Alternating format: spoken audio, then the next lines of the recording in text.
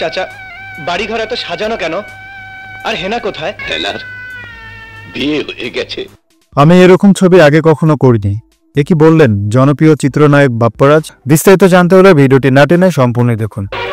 আমি বিশ্বাস করি না, আমি বিশ্বাস করি না।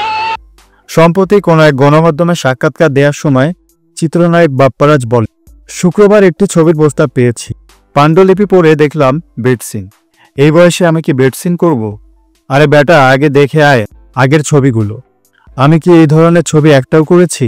মাঝখানে ওটিটিতে কয়েকটি প্রস্তাব পেয়েছিলাম, সেগুলো এমন অ্যাডাল্ট, ক্যামেরার বাইরে থাকতে খুব কষ্ট হয়, সারাক্ষণেই কানে বাজে, লাইট ক্যামেরা অ্যাকশন, মিস করি শুটিং। তাই বলে এই ধরনের চরিত্র তো করতে পারবো না, সমাজ নষ্ট করার অধিকার আমার নেই।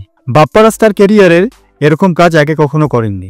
তার কেরিয়ারের রয়েছে দারুণ সব গল্পের ছবি। আমরা যখন বিটিভিতে ফ্যামিলি সহ ছবি দেখতে বসতাম, বাপ্পারাজের ছবি শুনলে সবাই খুশি মনে দেখত, কারণ ওই ছবিতে কোনো অশ্লীল কিছু থাকতো না।